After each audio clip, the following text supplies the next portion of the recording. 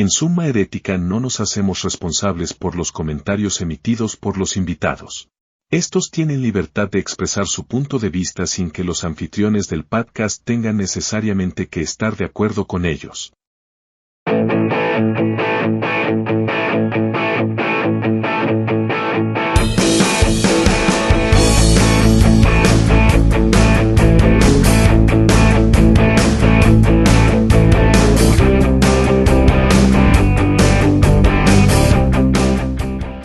Hola amigos, hola amigas, bienvenidos a Summa Herética, un podcast para todos los que piensan por su cuenta.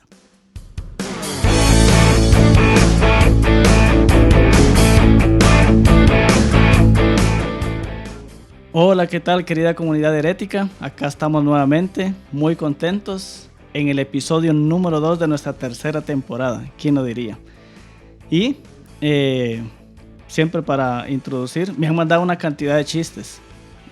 Muchas personas, sin haberlo yo pedido, me empezaron a mandar chistes. Entonces yo escribí en YouTube, les gustaría que cuente los chistes que ustedes tienen, y me empezaron a venir una cantidad. No lo voy a poder contar todos, pero hoy solo voy a contar 2 de los que mandaron. Y si ustedes quieren que abajo ponga también quién es el autor o quién me mandó, también lo digo con gusto.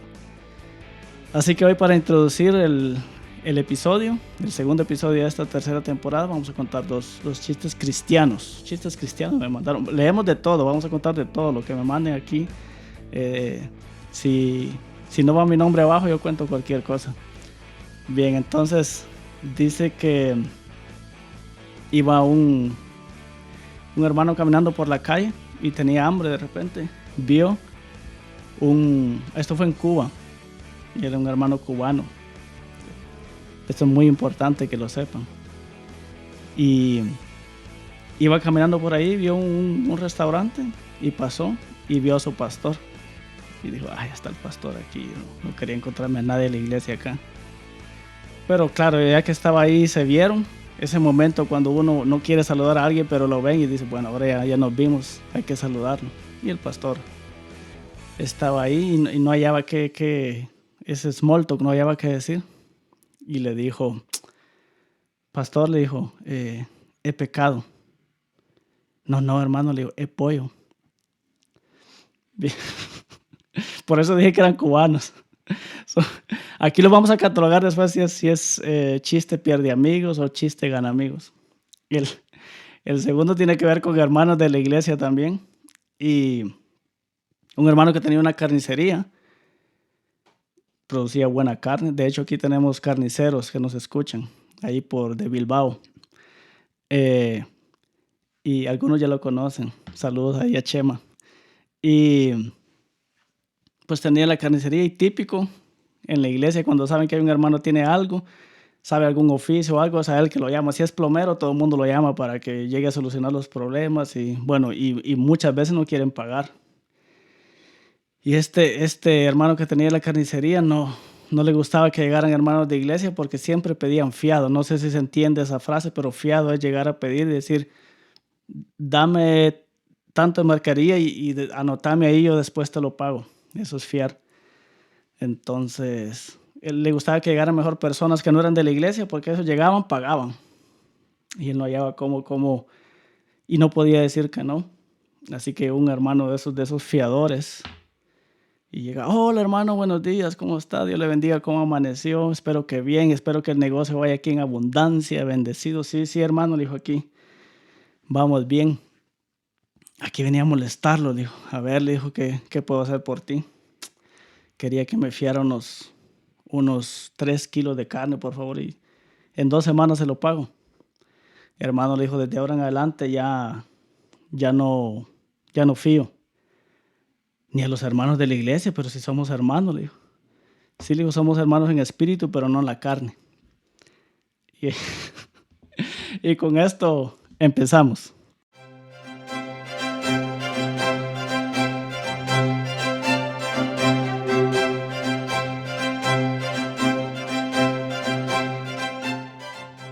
Hola, querido hermano, ¿cómo estás? Bienvenido, me alegra verte. Hola querido Pollux, hola querido Urri, hermano divino, hermano querido. Lo de los hermanos en la carne me ha llegado al corazón. Es espectacular. Sí. Es Que, espectacular. que me disculpen los que me lo enviaron si no lo puedo contar como ellos lo deben de contar, me imagino. Pero no soy tan bueno contando chistes, pero espero que se haya entendido al menos. Bueno, yo ya te veo haciendo stand-up comedy, ¿eh? Con un banco detrás, un muro de ladrillos y con hora y media de monólogo. Ya te veo, Urri, ¿eh? A Hubo, triunfar. hubo un amigo que nos escribió ahí cuando yo conté un chiste. Y dijo, no, otra vez Uri y sus chistes. No, por favor, no nos castiguen así. No, pero vamos, los chistes, aparte de que hagan gracia o no, tienen una trascendencia antropológica, filosófica, humana. El que Sí. has contado de Cuba, estos que vienen de Cuba, pues tienen mucha amiga, El ¿eh? del Porque dicen cubano me algo. Un chiste gustó. siempre tiene un trasfondo social detrás, ¿eh? No es solo hacer gracia por hacer gracia. No he pecado, es carne. Bueno, hoy te voy a traer otro graffiti. ¿Te acuerdas que la semana pasada hablamos de grafitis? Hoy tengo otro que me encantó. Y para mí es uno de los más enigmáticos que he visto. Ujú. Decía así: el gordo de los billares. Ya está. Estaba en la calle Emigdio Santa María en Elche y era el gordo de los billares. Antiguamente había lo que se llamaban las salas de billar, donde tú alquilabas mesas de billar, de ping-pong, futbolines. Y en la calle, en el centro de Elche, había en una casa vieja que era el gordo de los billares. Y yo, de pequeño, cuando lo vi, decidí consagrar mi vida a investigar quién era el gordo de los billares. Pero bueno, me duró poco la insistencia. No. Y hoy el graffiti que te traigo es el gordo de los... Y tengo un montón, pero poquito a poco los iré... Hombre, el que era muy bueno, que hablábamos, era Me gustas, pero más tu hermana. Ah, sí. Este es muy bueno. Ese lo mencionaste creo que en un devocional o en algo, por ahí lo escuché, que lo mencionaste, sí. Bueno, te presento al invitado que la gente ya está viendo. Por favor, sí. Escucha, una vez que yo fui a predicar, cuando yo predicaba en alguna congregación, la gente me decía, bueno, os presentamos al hermano Alfred Quiles, en realidad él no necesita presentación.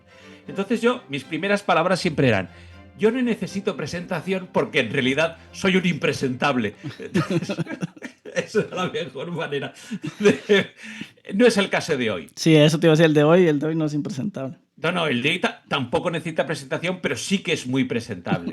Porque, atención, cuando creíamos que ya habíamos agotado nuestra capacidad de asombro, cuando pensábamos que en el campo del pensamiento humano, la filosofía, la historia y la teología ya se había dicho todo, cuando pronosticamos que después de Nicole Kidman y Hugh Jackman no saldría nada nuevo de Australia, apareció el azote de los mediocres, la némesis de los conformistas y el castigo de las mentes adocenadas. Hoy, la fraternidad herética tiene el inmenso honor de recibir a Óscar Sande. ¡Aplausos!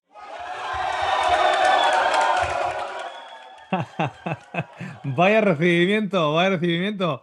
Con esto voy a tener que volver para la cuarta temporada. Con Hombre, este tipo de recibimiento. ni lo dudes por un momento. Sí, porque hacemos el nombramiento de una vez. Sí, por favor, díselo. Sí, porque vas a tener que estar en cada temporada. Porque en la temporada pasada tenemos dos, bueno, de momento tenemos uno nombrado, pero queremos tener dos santos patronos, se llaman. Entonces, que ahí va a ir la foto. Uno es Pepe el Hereje, no sé si ves ahí va a ir la foto de él. Y ves que hay otro cuadro, y ese cuadro es para ti. Te hemos nombrado aquí en Sumo Herética, santo patrono de Sumo Herética, así que también acá otros aplausos, júbilo aquí. Eres nombrado. No, te vamos a echar agua bendita digital, porque no, si le echas aquí la pantalla. Incluso le podemos sacrificar algún umpa-lumpa si es necesario, no hay ningún problema. No sé qué tipo de sacrificio pides. Estar en el mismo altar que Pepe el Hereje es todo un honor, ¿eh? Todo un honor que no sé si me llegan los pies al tamaño de los zapatos. Pero... No, muchísimas gracias. Sí, no, por mí, encantado de estar aquí cada temporada con vosotros. Lo estoy pasando genial escuchando los diferentes podcasts que vais subiendo. Suelo ir caminando con la perrita y con estos cascos y escuchar el el podcast que vais subiendo cada semana. Así que me encanta, me encanta. Bueno, Óscar, tú para nosotros eres, y lo digo de verdad ahora sin broma, eres un maestro. Sí. Eres nuestro magíster, y eso te lo digo de todo corazón, ¿vale? El O sea, teacher. hace un año, 2 años, cuando toda esta eclosión religiosa, digamos, cuando todo empezó a tambalearse y a cuestionarse las ideas religiosas tradicionales, ¡pum! De repente apareces tú, ¿vale? Entonces, cualquier cosa sí se habla. ¿Por qué tal? Sí, sí, pero Oscar Sande. No, es que Oscar Sande. Pero si no lo ha nombrado nadie, ¿por qué me sacas de Oscar Sande, ¿vale? Y entonces yo empecé a interesarme. Y hoy que estoy aquí contigo compartiendo un podcast y un canal de YouTube, para mí, o sea, para mí es un privilegio que no te lo puedes ni imaginar. La alegría que siento. En primer lugar, y permíteme que lo diga así, porque es familia con Urri, ¿vale? Ujú. Porque es mi hermano divino. Pero estar contigo, compartirlo con Alex, con Pepe, con un montón de gente maravillosa que está viniendo, yo estoy disfrutando muchísimo. Yo que soy simplemente un aprendiz, ¿eh? Estoy en lo más bajo de la capa social, para mí vamos, es un sueño, te lo digo de verdad. Y es bonito darle la oportunidad a las personas de escuchar estos temas que normalmente tal vez en la mayoría de denominaciones cristianas pues no lo van a escuchar. Y hay personas que tienen como sed de más, de, ok, esto ya me lo sé, eso ya me lo han venido repitiendo varias veces, pero como dicen por ahí, cuéntame más, dime más. No, y Ya. además, desengañémonos, a Oscar de Logos TV no lo van a llamar. O sea, que las cosas como No, son. no, no, no. Ni la Red Advenir, ni Stephen Moore, ni David Gates, todo, no lo van a llamar. Aunque tiene unos seminarios ahí en Logos TV hablando de salud. No, ya ¿Todavía? están quitados, Ah, están quitados. ok. Pero muy buenos amigos, ¿eh? Muy buenos amigos allá de Logos TV. Lo que pasa que, claro, entiendo también por qué los seminarios míos no están ahí. Es totalmente lógico también. Sí, sí, claro. Ah, Mm. maestro poquito. Yo realmente, cuando mi hijo cumplió 18 años, yo recuerdo decirle, ¿no? Nicolás, que cómo anhelo cuando yo cumplí 18 años. Y me dice, ¿y eso? Me dice, porque cuando cumplí 18 era cuando lo sabía todo. Mm. Y luego, según fui cumpliendo los años, pues cada vez sé menos, ¿no? Así que tengo más preguntas ahora que respuestas y tengo menos respuestas que las que tenía antes.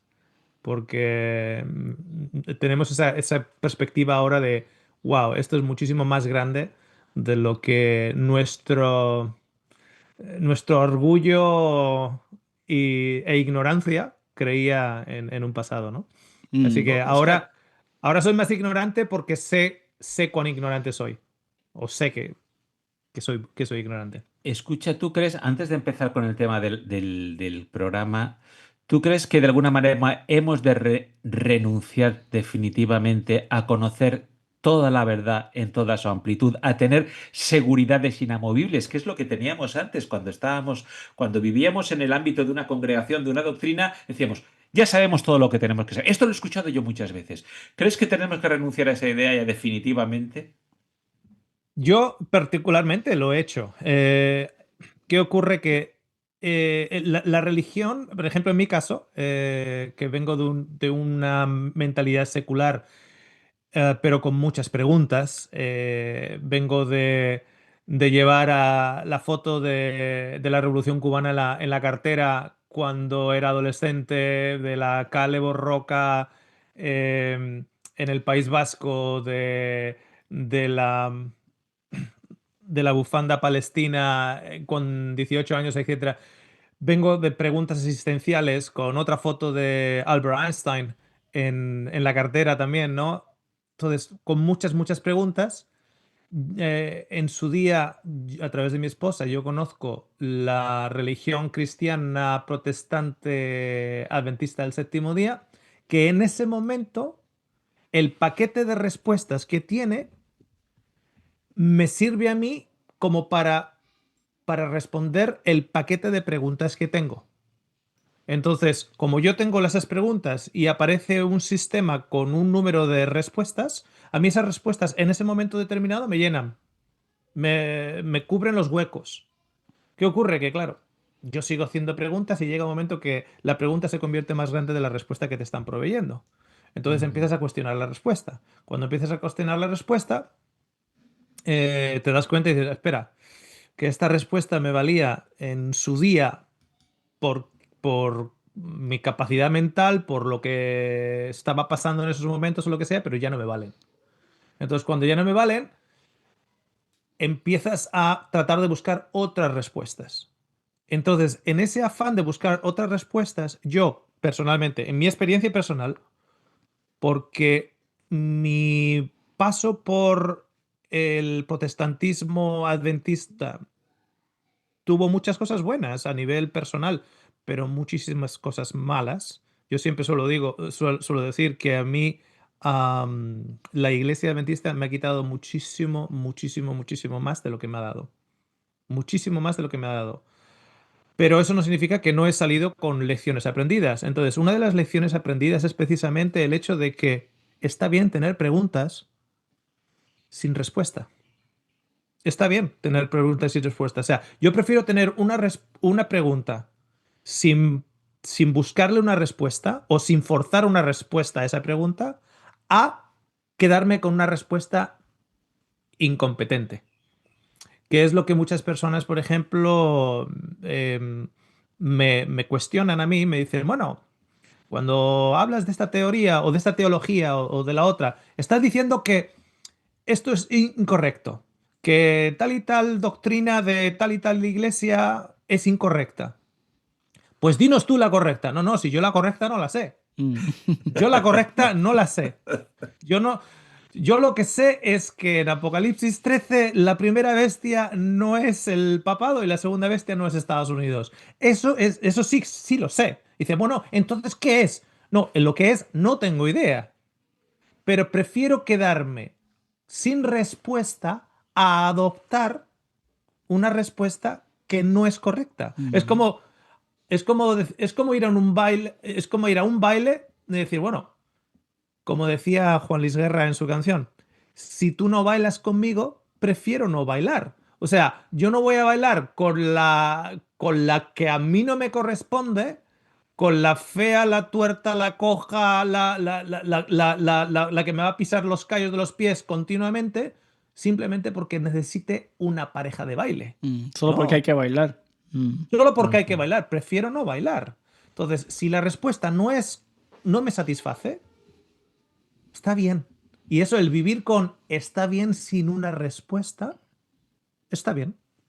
Y eso es en donde estoy yo a día de hoy. Yo tengo muchísimas preguntas. Preguntas que a día de hoy no las puedo ni contestar y estoy segurísimo que en 100 vidas en este contexto, con la información que este contexto nos provee a nosotros, tampoco las voy a poder contestar. Puedo especular, pero nada más. Urri, si Suma Herética tuviera una especie de constitución, de texto constitutivo, de texto fundacional, habría que poner letra por letra todo lo que acaba de decir Óscar. Transcribirlo. Sí, No, sí, nosotros no damos siempre decimos, nosotros no, te vamos a decir lo que tienes que creer y lo que tienes que pensar. Para eso ya están otros. Para eso hay muchos, muchísimos. Hay una cantidad de canales de YouTube, lo que no le gusta a Dios, lo que no quiere, lo que te hace perder la salvación, con quién no debes hablar, lo que tienes que creer, las cosas que desagradan a Jesús. Está lleno. quiénes deben de ser tus Lleno. amigos Aquí no y hay. todo eso, claro. Y ese principio que dijo Oscar, para mí si se estableciera eso, si se respetara eso, en cada comunidad, da igual si es religiosa o si es un club de billar, qué sé yo, pero si a mí me satisface la respuesta, pues me quedo con ella y tranquilo. Y si no, pues tampoco me obligues a aceptarlo. Creo que eso es dar esa libertad a las personas. Sería estupendo, sería un gran avance para la humanidad. Y el saber vivir sin respuesta. También. Eso es importante, el saber vivir sin respuesta, porque yo he visto a mucha gente agobiada, gente que, pues en el 1919, o sea, en el 2019, cuando hablamos de la restauración de toda la humanidad, etcétera, venían y hacían preguntas como, ok, entonces, este versículo, ¿cómo se aplica a esta nueva luz? Que le llamaban nueva luz. Este otro versículo, o sea, necesitaban respuestas de eso, ¿no? Necesitaban un contexto, necesitaban, digamos, un memorándum, un manual de iglesia, algo que les dé a ellos todas las respuestas. y si no se agobiaban, no, entonces ¿en qué creo ahora, no? Esa pregunta, entonces ¿en qué creo ahora, Sí, no? sí, sí, Mm, sí, sí. Ah, como decía Machado, caminante no hay camino, se hace camino al andar. Sí, claro, hay una riqueza en esa frase del poema de Machado. O sea, se hace camino al andar. sí, No, pero creo no que, esperes llegar allá si no has mm, dado. Avanza. pero Yo recuerdo, es normal cuando perdón, perdón. se viene de una forma de pensar, donde te lo enseñaron así, y dar ese paso de transición, pues claro, es normal, porque antes como dijo Alfred, te dicen todo lo que debes de comer, pensar, leer, etcétera. Y ya cuando te lanzas a nadar por tu cuenta, pues claro, se siente esa Yo inseguridad. recuerdo que fue muchos años profesor de escuela sabática en mi congregación. Era célebre, venía gente de otras iglesias a verme, me llamaban a otras iglesias, venían pastores incluso. Y, y cuando era la escuela sabática, la gente casi aplaudía, me decía, gracias, gracias, entonces esto es así. Digo, no, no, lo más seguro es que todo sea, lo que he dicho, sea mentira. Entonces la gente, ¿pero cómo? No, no, es que lo más seguro es que sea mentira todo esto. Vamos, simplemente quiero decir, pensadlo vosotros. Yo he dicho esto, pero ahora razonad, pensad vosotros y llegad a vuestra propia conclusión. Y eso, como tú decías, Óscar, eso a la gente no le gusta, amigos míos.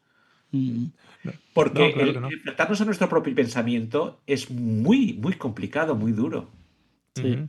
La incertidumbre del no saber. Esa incertidumbre del no saber que hace, que hace de las pitonisas un negocio. ¿Por Claro. qué? Porque como no sé, será. Tengo que coger este trabajo o no, tengo que viajar a tal sitio o no, etcétera, etcétera. Entonces voy a ir a preguntar a una pitonisa.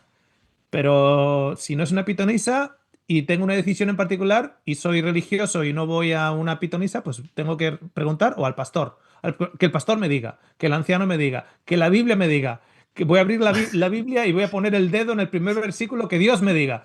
De una u otra manera, esa incertidumbre, ¿no? O consultar una Queremos colección de color rojo que se llama Testimonios. testimonios, Ahí también hay, efectivamente. para cada cosa de la vida, para cada casuística, hay una respuesta. Efectivamente. sí. Entonces, yo estoy en paz, llevo ya unos años en paz, de prefiero estar sin respuesta a encajar una respuesta que no me satisface.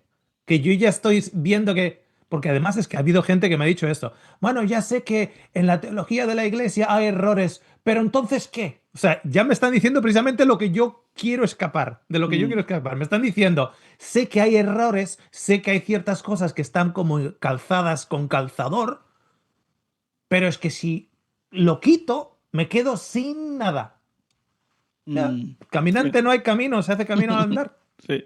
Nosotros teníamos con los compañeros en homilética, nos enseñaron que en el sermón, pues los textos y las interpretaciones deben de encajar como piezas en un rompecabezas, ¿verdad? En un puzzle. Entonces hacíamos las bromas cuando nos ponían a predicar y para apoyar la idea del sermón, algún compañero, uno mismo, agarraba un texto y entonces y lo metía ahí. Nosotros nos hacíamos la broma y decíamos, encajaste esa pieza de puzzle, la metiste ahí a la fuerza, pero para que quede ahí. Claro. Entonces, sí, muchas veces se hace eso, se mete la pieza a la fuerza, aunque sabemos que no, la forma no encaja, pero la cosa es Ujú. tenerlo armado. Pero bien, Claro. vamos a ir a la temática de hoy, y es que Oscar, como aparece ahí, Seminarios Oscar Sande, así se llama su canal de YouTube. Me imagino que todo el mundo lo conoce aquí, pero por si alguien no conociera el canal de YouTube de él, pues búsquenlo bajo ese nombre, Seminarios Oscar Sande. Y ahí él es conocido por, yo lo voy a decir y tú me dices, Oscar, si lo Ujú. dije bien, por predicar un tema en principal, que es no sé si alcanzan a ver lo que dice allí atrás de él. Hay una gorra, creo yo, que dice Dios es bueno siempre. O sea, creo que es su Ajá. mensaje principal, Ujú, predicar a ujú, un Dios que es bueno ujú. siempre, exacto. Y también a raíz de eso viene la otra temática que es predicar el tema de que Dios va a salvar a toda la humanidad. Entonces, justo de esa temática queremos hablar hoy. Cuando uno se pone a investigar, hay diferentes corrientes del universalismo, se le llama, bueno, no sé, se le llama universalismo o restauración de la humanidad. En alemán tiene un nombre muy bonito, me gusta, eh, porque se llama Die Hoffnung der Wiederherstellung y es como la esperanza de la restauración universal. Entonces, Oscar, hoy queremos que hables con nosotros de esa temática, las diferentes corrientes, bueno, qué es el universalismo, las diferentes corrientes que conoces y cuál es la que predicas tú en tu canal, ¿te parece? Ujú. Ok, muy bien. Yo creo que si se me conoce por el concepto de la restauración de toda la humanidad, es porque, entre otras cosas, igual es lo que más chocó en su día, ¿ok? Porque también hablamos mucho, de hecho, de un modo de vida práctico en el cual la persona esté llena de gozo, que no pierda el gozo en legalismos. Hablamos en contra del formalismo religioso, am, y, y eso de que se suele comentar muchas veces, ¿no? No me hables de tu Dios si le estás poniendo cuernos a tu esposa, no me hables de tu Dios si tus hijos no quieren hablar contigo desde no sé cuántos años, no me hables de tu Dios si eres un amargado y vas por la calle chupando limones todos los días. O sea, muéstrame, digamos, que aquello en lo que creas, llámale Dios, llámale una nébula, llámale lo que sea, tiene un sentido práctico en el día a día. ¿Ok? Entonces, pero sí que es verdad que fue en el 2019 cuando, tras el fallecimiento de mi esposa, salí públicamente comentando algo que internamente entre las paredes de nuestro hogar nosotros ya teníamos, ¿no? Nosotros llegamos aquí en esta zona en el 2000, a principios del 2010, en enero del 2010, eh, quemados de un fariseísmo, más yo que mi esposa, ¿ok? No me puedo imaginar lo que hubiera ocurrido si mi esposa hubiese sido tan fanática, tan farisea como yo. Lo que hubiera pasado con nuestra salud mental y con la salud mental de nuestros hijos. Pero en el 2010 llegamos muy quemados, habíamos perdido una casa, digamos, empobrecidos aquí, y con ese espíritu analista o de analítica que yo tengo en la mente, que siempre me ha permitido hacer muchas preguntas, pues comenzamos a preguntar, a hacernos preguntas, a reconstruir un poquitito aquello que de una u otra manera se nos había colapsado y construirlo de otra manera, no con fundamento de palitos finitos o de cartas o de naipes o de arena, sino algo más firme. Y a la mañana solíamos cantar canciones con los niños, pasar tiempo con ellos, y luego a la noche, a partir de las 6:30, teníamos family time. Family time, no se contestaba el teléfono, family time era para la familia. Y ya para entonces, pues mi hijo ya tendría 11 años, 10, 11 años así, y, y era un chico que hacía las preguntas que nadie quiere hacer. A ver, papá, mamá, o sea, ¿queréis que amemos a este Dios? Pero es el mismo Dios que estamos leyendo ahora el libro de Josué, y le está diciendo a Josué que entre en el pueblo de ahí y mate a todos.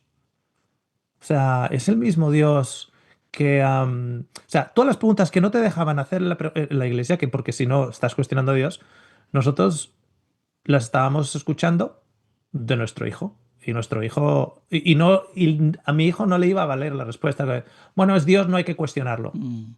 Había que darle una respuesta lógica.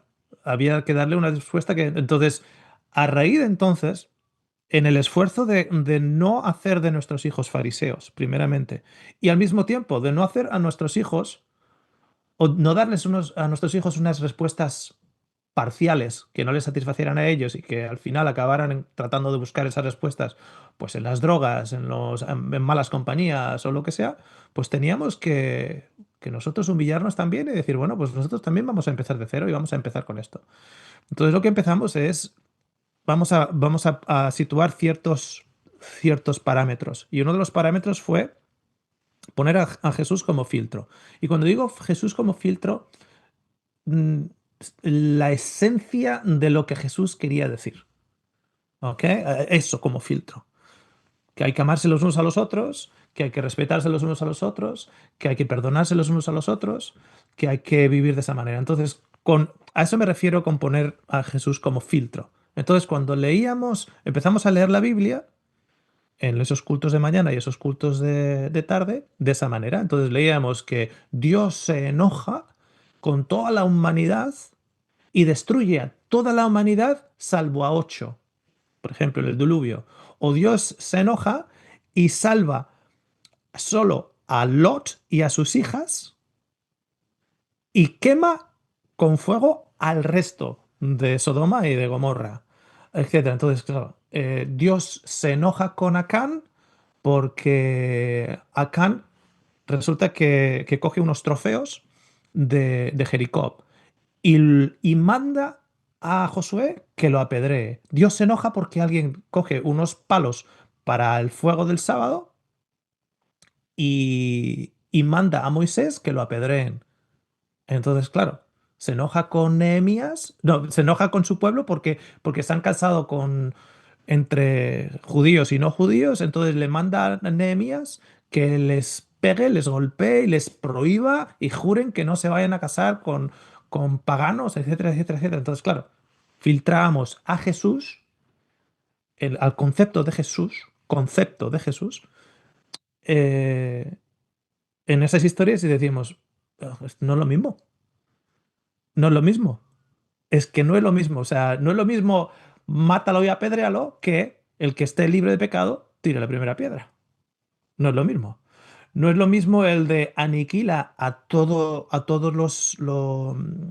todas las personas de este lugar, a los viejos, los ancianos, los pobres, los cojos, los ciegos, etcétera, etcétera, etcétera.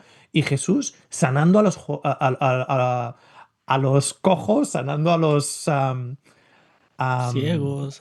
protegiendo a las mujeres, protegiendo a las niñas. No es lo mismo. Por lo tanto, llegamos a la conclusión que Dios no mataba.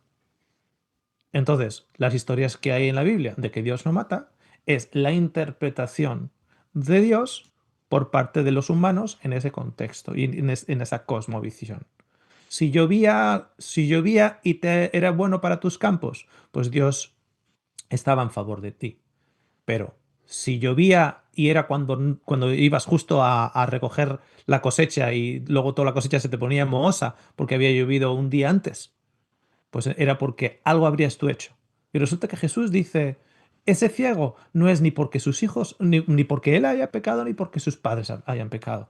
Entonces nos dimos cuenta que aquí había como intercalado una esencia de Dios que queda como residuo en lugar de como temática principal en la Biblia, porque la temática principal de la Biblia es básicamente exclusivista, xenófoba, racista, homófoba, que todavía no condena la esclavitud, que no condena el uso de la mujer como propiedad, que no condena el hecho de que un pueblo le quite a otro pueblo su casa y sus viñedos, porque recordar que la promesa de Dios al pueblo de Israel era que habitaréis en casas que no habéis construido y comeréis de los viñedos que vosotros no habéis plantado.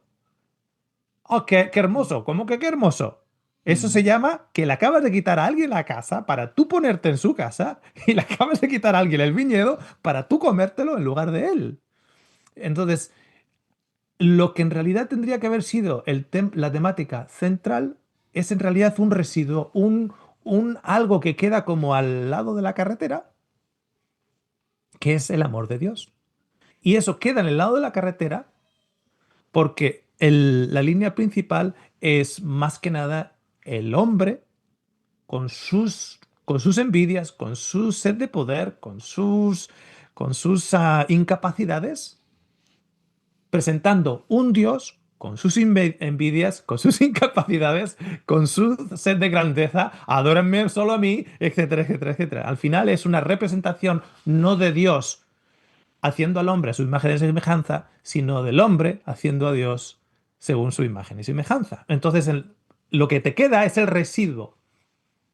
Entonces, en realidad nosotros vimos de ese residuo en la temática bíblica nuestro tema central, porque ese residuo es el que es apartado a ambos lados de la carretera y lo vemos, por ejemplo, en la misma vida de Jesús. Es el que acaba crucificado como un residuo.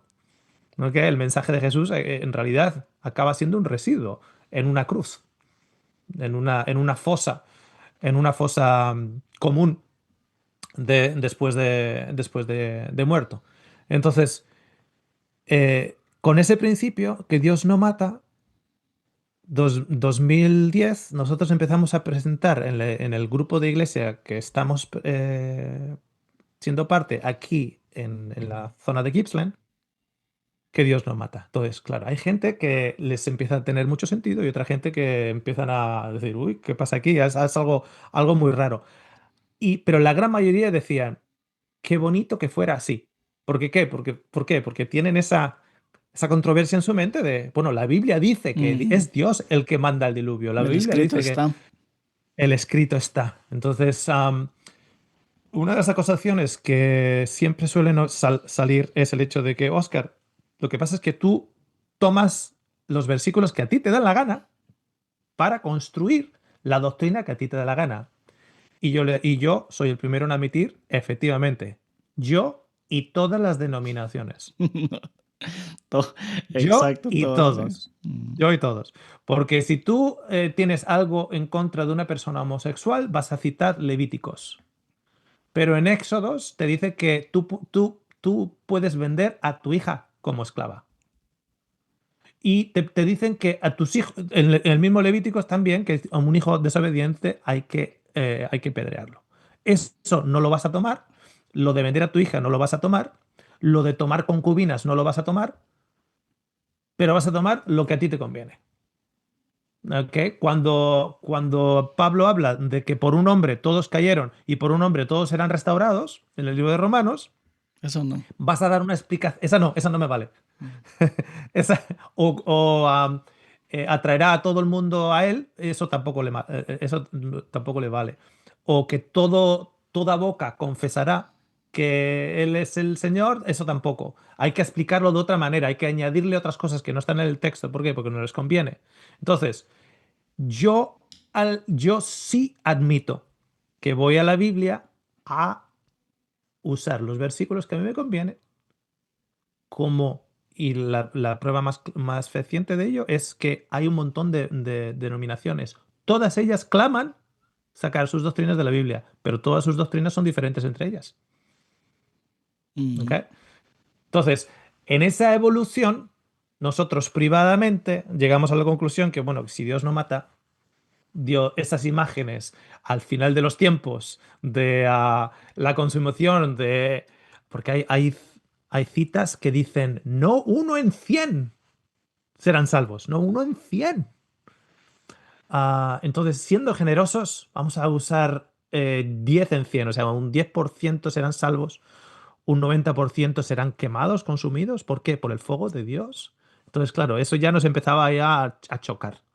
Entonces llegamos internamente en nuestra casa a la conclusión de que no solo Dios no mata, sino allá donde vaya uno van a ir todos.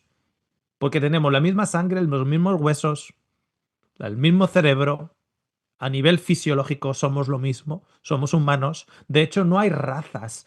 Es la raza humana que tiene diferentes manifestaciones en el color de la piel, en los ángulos de los ojos, etc. Son diferentes manifestaciones de una misma raza.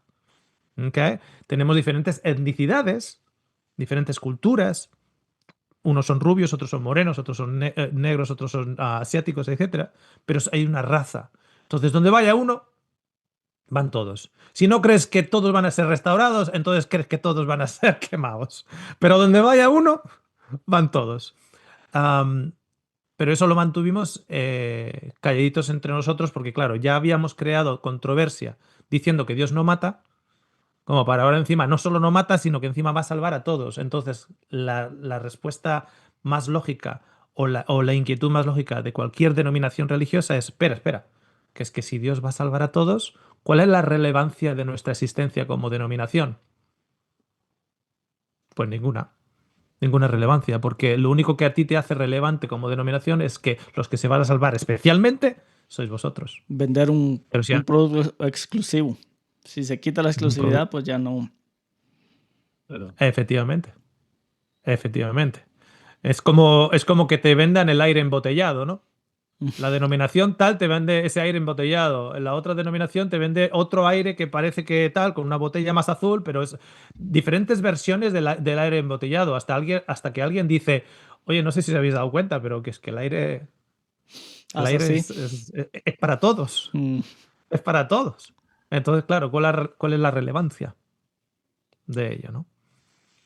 Y ahí, bueno, mi esposa me pidió que no lo dijera públicamente, básicamente porque porque la familia de ella es muy conservadora dentro de la iglesia adventista del séptimo día. Y ya había un poquitito de recelo el hecho de que yo estuviera hablando de que Dios no mataba. Así que por honor a ella no lo dije, pero en el momento que mi esposa falleció y como me interesaba decirlo, me interesaba no económicamente, me interesaba porque al mismo tiempo no quiero engañar a nadie, no quiero había gente que me conocía pues desde el 2007 con programas que teníamos en el internet, de gente que había subido programas míos en el internet del 2007 o lo que sea, y tenían una idea de mí, una idea de mi doctrina, y tampoco quería que esas personas quedaran engañadas cuando yo no pensaba ya así. Soy una persona muy diferente en el 2017 o el 2019 que del 2007 cuando estaba metido en el fariseísmo de lleno.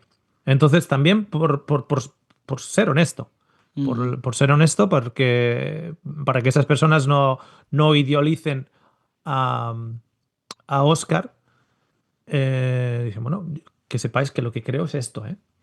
Entonces ahí es cuando recibí amenazas de muerte, chicos. Es increíble. Wow. Yo me quedé alucinado. Porque claro, yo creo que la gente estaba porque luego llega el COVID. Estoy hablando de 2019. Luego llega el COVID. Yo creo que la gente estaba en la casa y empezaron a ver estos vídeos y tenían demasiada frustración. Los niños en la casa, haciendo colegio en la casa, la suegra en la casa, todos en la casa tenían que matar a alguien y empezaron a matar con el teclado, ¿no? Y yo tengo amenazas de muerte al respecto. Entonces, ¿qué es lo que dijimos? Básicamente, pues eso, que todo el mundo iba a ser restaurado. Todo el mundo iba a ser restaurado. Y eso, claro, dolió porque todos queremos buscar nuestra relevancia en la historia. Todos queremos ser relevantes. No, nadie quiere ser del montón. Todos queremos ser relevantes, queremos, ¿no?, ser especiales. Y de eso también dependen mucho las denominaciones. Yo, si me permitís, hay una cosa que me he dado cuenta. Cada vez que se suscita este tema en el ámbito religioso, surgen automáticamente, y esto no me lo he inventado, esto lo he comprobado empíricamente, surgen dos preguntas. Y estas preguntas ponen de manifiesto las miserias de la doctrina tradicional, del cristianismo tradicional. Primera pregunta, entonces, ¿para qué guardamos la ley? Segunda pregunta, entonces podemos hacer lo que nos dé la gana porque no hay represalias. Digo, ¿pero qué clase de religión crees tú? ¿En qué clase de Dios crees tú que te escandaliza que todos se salven? ¿Me estás diciendo que tú eres buena persona porque hay que guardar la ley y quieres tu premio? Y si no la guardas, vas a recibir un castigo. Entonces, si no hay castigo, ¿qué pasa? ¿Puedo ser malo? O sea, ¿tú que eres bueno por temor al castigo? ¿No eres bueno porque amas a tu Dios y amas a tu vecino? Y básicamente toda la oposición a la doctrina universalista, perdón, al pensamiento universalista es, ¿para qué guardamos la ley? Entonces no hay castigo. Ya está, no he visto nada más. Muy triste. Claro. Sí, eso Sí, es como una sed Bueno, primero eso, de no se lo merece, yo sí me lo merezco. O sea, yo vine a trabajar a la viña aquí desde la mañana Sí, eso es. y esto ya casi la hora de salida. Y la otra también es como esa sed de venganza. Y yo puedo entender donde hay casos donde uno le cae muy mal a otra persona porque me hizo mucho daño y todo eso. Pero alguien me dijo una vez a mí, pero ¿te gustaría que tal persona estuviera ahí? Me mencionó una persona muy mala en la historia de la humanidad. Bueno, José María Aznar. así como Yo pienso en murió, José María Aznar. así como murió, no. Pero restaurado, sí, o sea, ¿qué de malo tiene que ser restaurado? Eh, puede vivir ahora malo como se fue, sí sería un problema, ahora nos mata a todos otra vez, pero Claro. sí, la gente tiene ese problema. ¿Cómo se ve el tipo de restauración en el que crees, Oscar? ¿Y cómo se diferencia tal vez de otras corrientes que hay del mismo Mm, tema? no sé si en realidad se diferencia o no. Me explico. Ujú, Creo que las diferencias están basadas un poquitito en diferentes grados de asociación con una doctrina bíblica, si estamos hablando del universalismo bíblico. Voy a clarificar. ujú, El, Cuando hablamos de universalismo cristiano o universalismo bíblico, van a haber cristianos que no son universalistas. Y estoy usando la palabra universalismo para que nos entendamos. Yo no la uso. Yo no uso esa palabra en sí, ¿ok? Pero solo para que nos entendamos. mm, Va a haber gente que no son universalistas o cristianos universalistas que van a decir, ¿por qué usas en la misma frase universalismo bíblico cuando el universalismo no es bíblico? De la misma manera que yo le puedo preguntar a esa persona, ¿por qué usas, por ejemplo, el rapto bíblico cuando el rapto no es bíblico? ¿O por qué usas tú, por ejemplo, el concepto de eh, bueno, diferentes teologías que sus denominaciones representantes los consideran bíblicas mm. porque sacan textos de la Biblia para probar esa teología? Eso no las hacen bíblicas solo por usarlo, solo por usar textos de ello. Entonces yo hago lo mismo. Yo uso textos bíblicos para defender un universalismo bíblico para aquellos que son cristianos. ¿Me explico? El universalismo está mucho más por encima de la Biblia. Lo que pasa es que si yo estoy hablando a un cristiano, el cristiano me pide de una u otra manera que yo exponga un contraargumento a su teología usando la Biblia. Entonces yo ahora tengo que usar las mismas herramientas que esa persona para decirles que yo tengo una conclusión, que yo llego a una conclusión diferente. Pero para ser validado ante esa persona que es cristiana y tiene la Biblia como un tesoro y un mapa eh, para vivir, yo tengo que usar esas herramientas. El universalismo, nuevamente, no uso esa palabra yo en el concepto, pero para que nos entendamos, el universalismo islámico es algo que existe. ¿Sabíais Mm, eso? sí, yo cuando estoy investigando también el budismo existe también. El Ujú, budismo, el hinduismo, el zenismo, las religiones, las religiones de los indios norteamericanos, las religiones, la religión aborigen. ¿A qué me refiero? En el momento en el cual tú tengas un texto o una idea y tengas personas que están, digamos, dándole vueltas a esa idea, a ese texto, etcétera, etcétera, vas a tener personas que van a cuestionar ciertas cosas de ese texto o las van a sacar hacia un lado u otro. Tú tomas el Corán y ¿cómo puedes sacar universalismo del Corán? No sé si habéis leído el Corán, pero uno puede decir, no, ¿cómo?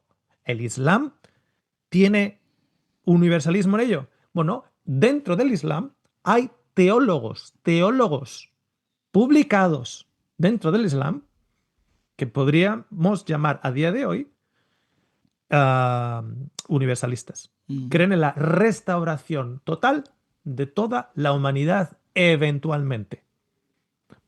Unos basados en la misericordia de Dios, otros basados en un castigo temporal.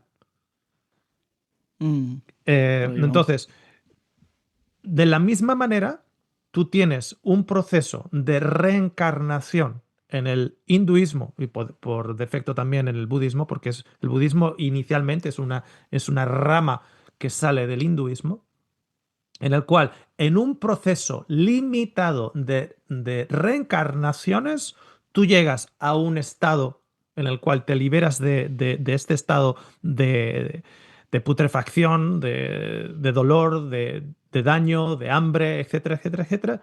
Y en el caso del budismo entras en el nirvana, en el caso del hinduismo entras en ese estado superior. Incluso ¿Y quién entra? Incluso... Eventualmente todos. Sí, incluso en la rama del judaísmo de la Cábala existe también en modo reencarnación. Efectivamente, dentro del judaísmo, dentro del proceso de la teología de las cábalas, de la cábala, también está el universalismo. Entonces, ¿qué significa eso? Que el universalismo está en todas las grandes religiones, ¿okay? En todas ellas, por parte de lo que yo llamo, lo que queda el residuo al lado, lo que queda en el residuo, ¿no? O sea, estos teólogos del judaísmo, estos teólogos del cristianismo, teólogos del Islam, teólogos que estudian los libros santos del hinduismo, del budismo, etcétera, que son practicantes de esa religión, pero que se dan cuenta como que, sí, esto es muy duro, ¿no? Qué raro. Esto es como muy humano, como que nos están aquí describiendo algo divino o algo humano. Entonces, lo que va quedando en el residuo es como una esencia de amor que no se está tomando en cuenta. Entonces empiezan a enfocar en esa esencia del amor y se dan cuenta, espera un momentito, en realidad, ¿qué ha hecho el ser humano para sufrir lo que está sufriendo? ¿O qué ha hecho ese ser humano en particular? Entonces, una de las cosas que tenemos que darnos cuenta es que cuando hablamos del universalismo, el universalismo no es por defecto universalismo cristiano. Entonces, yo incluso, creo más perdón que te en interrumpa, te interrumpa de nuevo. Si uno va más lejos, la utopía marxista, digo utopía del capitalismo libertario, las dos utopías es como una especie de restauración de todo. O sea, todos vivimos una vida genial, perfecta, o sea, casi perfecta. Llegan a esos puntos también en esas corrientes también. Desde la Iglesia, que lo sostenían como Orígenes de Alejandría, Gregorio de Nisa y alguno más por ahí. O sea que esto no es una idea modernita, ¿eh? Es muy rancia la idea de la apocatástasis, que al final el amor de Dios acabará triunfando incluso sobre los malvados. Y aunque algunos ponen en medio un castigo temporal, pero al final, eventualmente, como decía Óscar, el amor de Dios y la restauración de la idea divina va a triunfar. Efectivamente, o sea, dentro, por ejemplo, del cristianismo, la historia del cristianismo, por los primeros 4 siglos, el apocatástasis, que es esa restauración. Y claro, las variantes, ¿cuáles son las variantes? Las variantes son, por ejemplo, en los detalles. O sea, si tú vas de la A a la Z, la A es la humanidad ahora, la Z es la humanidad restaurada. ¿Ok? La A y la Z la tienen todo, la tienen el Islam, la tienen aquellos dentro del Islam que creen en el universalismo, evidentemente, dentro del cristianismo aquellos que creen en el universalismo, dentro del judaísmo o la cábala que creen en el universalismo, el hinduismo, dentro de lo mismo en el hinduismo, budismo, etcétera, etcétera, etcétera. De la A estamos aquí, la Z es vamos a estar todos allá. Ahora, la sopa de letras entre medio es la que va cambiando. La sopa de letras es la que va cambiando. Unos te van a decir, bueno, pues van a estar un periodo de 1000 años, son 1000 años literales. Otros dicen, no, es un abrir y cerrar de ojos, es una experiencia individual, individualizada, o una experiencia colectiva, o tiene que haber un castigo. O sea, tiene que haber un castigo, o sea, una especie de cárcel espiritual de alguna manera. Y después, cuando hayan pagado lo que tienen que pagar, luego van a ser sueltos y juntos con el resto, etcétera, etcétera. O sea, los detalles, la sopa de letras entre medios es la que va cambiando. Uno va a estar más basado en una misericordia de Dios, otro va a estar basado en un castigo de Dios como pago. O unos van a estar, por ejemplo, a nivel de intercesión, en la intercesión del sacrificio de Dios dentro del universalismo islámico, la intercesión de Mahoma o Mohammed, ¿ok? Como intercesión, Intercesor. ¿ok? Intercesor, ¿ok? Eso es una de las ramas. Entonces, es la sopa de letras entre medios, ¿ok? Y cada uno de ellos, digamos, impregnado, pues porque están asociando su universalismo con una corriente. ¿Qué corriente es? La corriente general es juntar su universalismo a el cristianismo. Entonces es universalismo cristiano. Juntar su universalismo al islam. Entonces es universalismo islámico, etcétera, etcétera, etcétera. ¿Por qué? Porque tienen su escuela de pensamiento anterior, que vienen de una cultura islámica, vienen de una cultura cristiana, etcétera, etcétera, etcétera. Platón no era ni judío ni cristiano, y Platón, cuando tú miras la parábola de la caverna, uno puede encontrar el universalismo en ello, porque nosotros estamos viviendo en la caverna, que es el mundo de las sombras. El mundo de la realidad es el mundo del más allá, en el que todos nosotros existimos aquí porque existimos allá.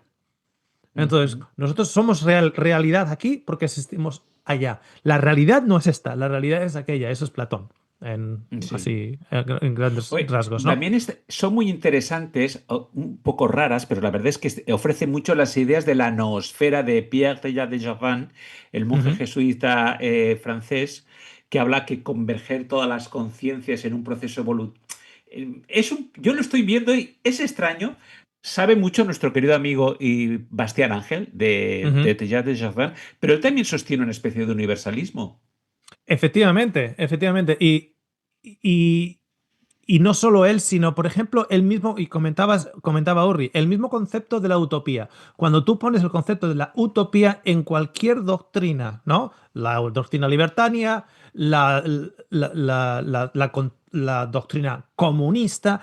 O sea, si tú llevas el concepto primario al extremo de la utopía, lo ideal es que las sociedades no estén llevadas no contengan hospitales, no contengan cárceles, no contengan todos esos elementos que hacen de una sociedad una acusación contra sí misma de que algo no va bien, ¿no? Una cárcel donde tienes una población, tienes cárceles que hay más gente dentro de la cárcel que el pueblo donde la cárcel está. O sea, hay un pueblo de 3.000 habitantes y luego tienes Sí, sí, tienes es cierto, es cierto. 20.000 metidos en la cárcel. Entonces, algo no funciona. Entonces, cuando entras dentro de la filosofía de la utopía en sí es universalista. Y hay utopías malvadas, perversas, que es eliminar a cierto grupo. Claro. La utopía nazi. Buscando esa utopía, precisamente buscando esa utopía, se van quitando, digamos, los residuos del medio. Se van quitando el cojo, el tuerto, Por ejemplo, el... bueno, hablemos de la utopía nazi, por ejemplo. Razas como los judíos entraban también, ¿cómo se llaman? Los gitanos. Los gitanos, todos los que tuvieron alguna discapacidad física, los homosexuales. Entonces, si lo vemos así, también con Dios y también en cada religión, o sea, en el Dios cristiano, el Dios islam, el Dios o dioses budistas, hay una utopía también, cargarse a estos, a los que Ujú. no interpretan la Biblia como yo, a los que no leen el Corán, a los que no se rigen a las leyes de la Torá, etcétera, etcétera. Entonces, ahí también nos damos cuenta cuál es el deseo interior de cada persona plasmado dentro de cada grupo religioso, porque algunos claro que desean eso, claro que desean cargarse a aquellos que nunca guardaron el sábado, ojalá que los maten a todos, aquellos Pero, que no... pero ¿sabes Ujú. qué, Urri? En esencia, y ellos no lo van a admitir, pero en esencia, su mentalidad es universalista. ¿Por qué? Porque cuando, por ejemplo, esa mentalidad nazi está eliminando al cojo, al tuerto, al gitano, al judío, al de color o lo que sea, en realidad lo que están queriendo decir es lo que nos queda es universal. O sea, Exacto. todo aquello que ellos consideran con falla, Como quitando eso arreglamos el mundo. sí, todo lo que tenga falla, lo que ellos consideran que tiene falla, Ujú, ujú. ya no va a estar, entonces Pero es un se va a proceso de quitar. purificación, en Es un realidad. proceso de Sí. purificación, en realidad, claro. Mm. Lo que pasa es que, claro, eso es lo que ellos consideran. Entonces, es un concepto de universalismo limitado. Eso lo hacen las diferentes religiones y dentro de cada religión, las diferentes denominaciones dentro de cada religión, porque hay denominaciones o diferentes ramas dentro del Islam, dentro del judaísmo, etcétera, etcétera, etcétera. Entonces, en realidad, cada una de esas denominaciones, cada una de esas religiones son universalistas en sí. Fijaros que, ¿qué significa la Iglesia católica? Claro. La Iglesia universal. Universal. Mm. Universal. Y van con Cristóbal Colón a América, etcétera, etcétera, y a todo el mundo los van bautizando. Todo el mundo los va bautizando. Todos ahora son la Santa Madre Iglesia Católica Apostólica Romana. La palabra católica es universal. Entonces, están en ese proceso de universalismo. Entonces, en ese proceso de universalismo, ¿qué queda fuera? Pues el residuo, lo malo, etcétera. Entonces, es un concepto universalista limitado a la mentalidad humana. Pero si Mm. tú le quitas la limitación humana, ¿por qué Dios se tiene que limitar a solo dejar a entrar a los de una particular tono de piel o un particular creencia o etcétera? ¿Por qué? Porque el otro es cojo. No hay ningún problema. Si Dios sana al cojo. No, porque el otro es tuerto, no puede entrar. Si no hay ningún problema. Si Dios puede dar la vida. Entonces, el concepto universalista de ese concepto de Dios es mucho más amplio. ¿Qué queda fuera? Pues queda el crimen, la rabia, queda la arrogancia, queda todo eso Ujú. y puede entrar todos. O Sí, sea, como simplemente dijiste, que dijiste Ujú. lo de la Dale, dale. rabia, está ese dicho, era muerto el perro, acabado la rabia. Eh, Técnicamente no, porque los virus pueden seguir ahí un par de horas todavía, Ujú. pero Dios sí puede como separar, quitar la rabia sin matar al perro. Efectivamente. Que la Y rabia esa es puede la quedar diferencia. fuera. Esa es la diferencia. Si nosotros creemos, y cuando hablo de Dios, hablo también de un concepto, porque en realidad yo no creo que Dios tenga barba blanca. ¿Ok? O sea, personalmente. Un concepto que está por encima de nosotros. Un concepto, ese concepto le hemos llamado, como sociedad, le hemos llamado Dios. Si estás en inglés, le has llamado God. ¿Ok? Ese concepto, ¿ok? Ese concepto, para estar por encima de nosotros, lo ves en ese ejemplo que has dicho tú de matado el perro, muerta la rabia. Ah, ese dicho es humano. ¿Por qué? Porque es la manera en la que los otros humanos lo vamos a hacer. Entonces, para ser algo diferente, superior a nosotros, no tiene que matar al perro. O sea, si es un perro que es el perro de la familia, que es un perro que es amado, que es querido, etcétera, tú tienes que matar al perro para matar la rabia. Si yo tengo un Dios tan limitado como yo, para eso ya estoy yo. Mm. O sea, ¿qué hay diferencia entre Dios y yo? ¿Qué hay diferencia entre ese concepto de Dios que se supone que tiene que ser superior a mí conmigo? O sea, Dios viene del cielo con su dedo, pum, y me mata al perro. Eso ya lo podría haber hecho yo. Sí, para eso no te necesito, no. Para eso no le necesito. ¿Me entiendes? Entonces, el concepto para quitar el crimen de la humanidad, tengo que matar y gasear a todos los criminales. Para eso no necesito yo a Dios. Para yo generar ese tipo de utopía, eso, entonces, ¿qué tengo que tomar? A todos los que estén en silla de ruedas, a todos los cojos, todos los tuertos, todos los que tengan una discapacidad mental, etcétera, todos los pongo en una habitación y los gaseo a todos. Ese es el concepto que tengo de Dios. Pero si eso lo puedo hacer, eso ya se ha hecho históricamente hace 80 años atrás, ¿eh? Hace 80 años atrás eso ya lo ha hecho los humanos. Entonces, en realidad, hemos hecho de Dios una imagen y semejanza nuestra, y no al revés. Sí. Quería decirte que me gustó un concepto que dijiste, de que tú usas tus textos para probar eso. Y es que a mí a veces también me preguntan, me dicen, ¿crees en el universalismo o la restauración? Y yo le digo, depende. Como yo veo la Biblia, sí. Como tú la ves, tal vez no. Y ¿por qué? Me dice, porque le dije, depende cómo veamos. Yo puedo, con la Biblia, yo puedo mostrar de que millones de personas van a ser exterminadas por Dios. Y puedo mostrar lo contrario también. ¿Qué es verdad? No sé. Y me dice, ¿pero cómo entonces? Y es que le digo, todo. Y me dicen, es que la Biblia es clara. Para ti debe ser clara en muchas cosas. Para mí no es para nada claro. Y me dicen, bueno, eso ya es un problema tuyo. Entonces, pues puede ser. Le digo, pero para mí, sábado, con la Biblia yo te puedo mostrar que lo tienes que guardar y que ya no lo tienes que guardar. Las dos cosas. Esclavitud. Te puedo apoyar con la Biblia que aún es permitido y no hay ningún problema tener esclavos.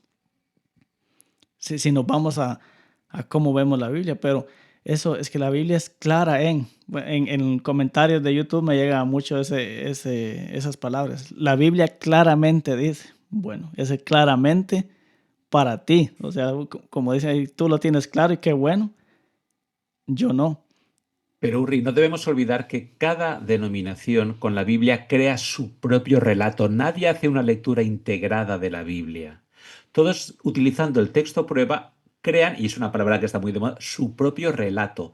Cuando a mí me dicen, tú es que vas en contra de la Biblia, digo, perdón, yo voy en contra del relato que tú has hecho sobre la Biblia. Y escucha, Óscar, esto vuelve a la pregunta del principio. También nos tenemos que acostumbrar a explicar la realidad extrabíblicamente, porque a lo mejor la Biblia no tiene la última respuesta. Y yo sé que al escuchar esto mucha gente se va a tirar de los pelos, que la Biblia no tiene la última respuesta para todo. ¿Tú crees esto? Oh, 100%. De hecho, como comentaba, yo uso la Biblia para defender el concepto de que toda la humanidad está rota y por tanto toda la humanidad y son diferentes grados de rotura, porque no es lo mismo haber nacido en una familia trabajadora en los años 70 en España, como es mi caso, que haber nacido en Nigeria durante una guerra civil o en Sudán durante una guerra civil en la misma época. No es lo mismo. Y las oportunidades que yo tengo aquí en Australia, simplemente por llegar aquí, no es las mismas oportunidades que una persona que viene del genocidio en Sudán, como tengo amigos sudaneses aquí, que llegan de un genocidio escapando a pie a Etiopía, he estado en un campo de refugiado en no sé dónde y luego entrando aquí como refugiado. No es lo mismo. Dicen, no, pero has llegado al mismo lugar, ahora tienen los dos las mismas oportunidades. No, porque yo parto con una moto de MotoGP y él llega aquí con una Vespa con las ruedas pinchadas. O llega en bicicleta. No es lo mismo, llega en bicicleta con las ruedas pinchadas, no es lo mismo. Entonces, mira, me gustaría aclarar una cosa. Cuando la gente habla, por ejemplo, de que bíblicamente aquellos que acepten esta verdad van a ser salvos, yo digo lo siguiente. Vamos a imaginarnos que 20% van a ser salvos. Esos 20% van a tener unos nombres y unos apellidos y una localización en el mapa. ¿Ok? Una localización en el mapa. Vale.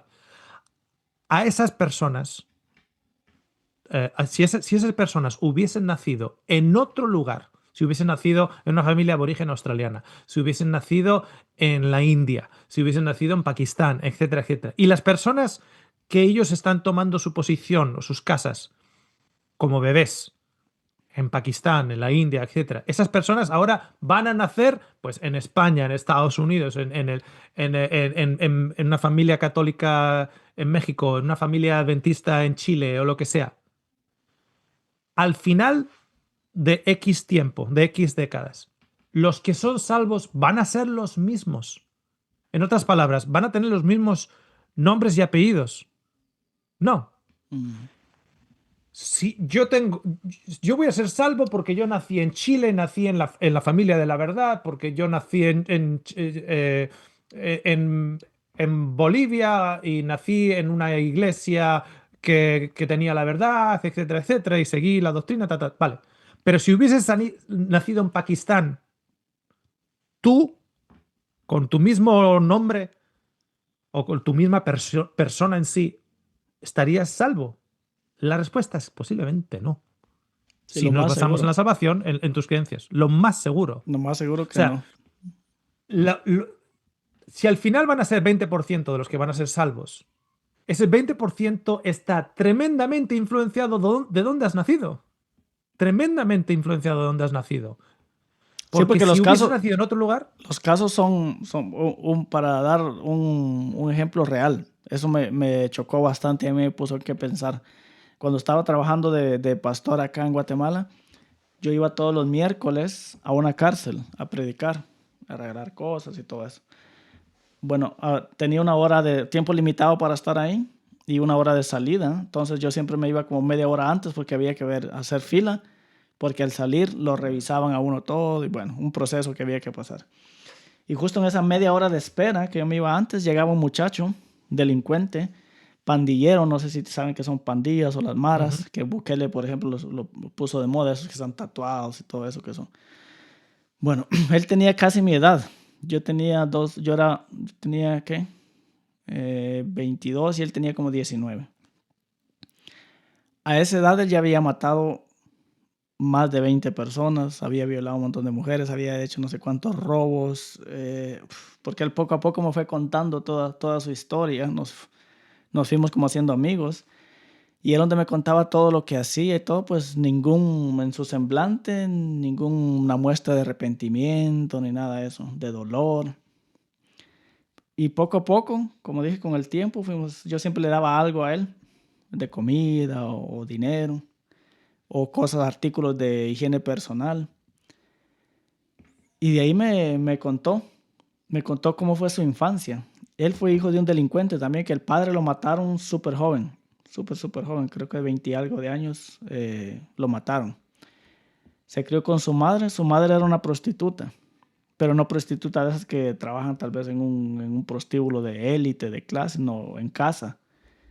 Uh-huh. Y él tenía recuerdos de niño de ver trabajar a su madre, de niño de 4 o 5 años. Uh-huh. Se creó un ambiente así también. Entonces, lo que decías, ¿qué probabilidad hay?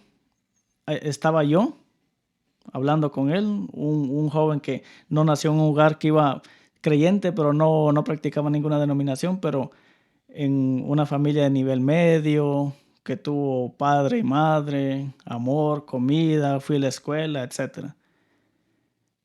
Y él, pues lo contrario. ¿Qué probabilidad hay de que ese se vuelva un pastor? Bueno, no digamos pastor, se vuelva cristiano.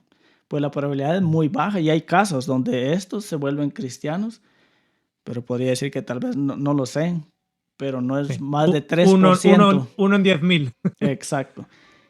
Y muchos agarran ese 1 en 10,000 y dicen, sí, pero hay casos. Sí, pero es 1 en 10,000. Entonces no tomas ese caso para generalizar todo. Y es eso lo que dijiste. Si hubiéramos cambiado de roles, yo hubiera tenido la vida de él y él la mía, pues seguramente yo fuera un pandillero. Bueno, tal vez ni a esta edad, no hubiera llegado a esta edad y me hubieran matado. Tu micrófono está apagado, Alfred. Es que estoy tosiendo mucho, apago el micrófono. Okay. Incluso, no sé si habéis oído hablar de Robert Sapolsky, un neurólogo americano. Él está ahora muy de moda. Él dice que el libre albedrío es una ilusión, es simplemente un espejismo. Nuestra decisión es en el día a día, es decir, para hacerlo más claro, nuestra decisión por pecar o no pecar, a veces depende de lo que hemos comido o de lo que hemos dormido. Es decir, que el libre albedrío como piedra de toque, como vara de medir de todo de nuestro destino, es una falacia en realidad. Cuanto más Cuando, cuando hablamos de los ejemplos que habéis dado. Pero incluso nosotros que vivimos bien en un mundo organizado, nuestras decisiones dependen de cosas de las que no somos conscientes. efectivamente, o sea, yo solo decir, por ejemplo, a nivel del saber estar de acuerdo a los parámetros de una sociedad moderna, etcétera. Aquí lo vemos, por ejemplo, cuando vienen personas, por ejemplo, de Sudán, que les cuesta mucho culturalmente, les cuesta tremendamente entrar en esta cultura, pero es porque ellos vienen de la cultura del machete, de la cultura de haber enterrado a 14 familiares, etcétera. Eso tiene que generar un desequilibrio emocional y mental bárbaro, bárbaro. Entonces, si estamos en la línea de partida de una carrera, algunos de nosotros, aunque no lo queramos reconocer, yo reconozco que yo estoy subido. Fíjate que yo vengo de una familia de clase media, por lo menos el impacto general, luego sí es verdad que luego mi papá generó mucho dinero, pero bueno, nosotros no tocamos mucho de ese dinero porque luego se separó de mi mamá.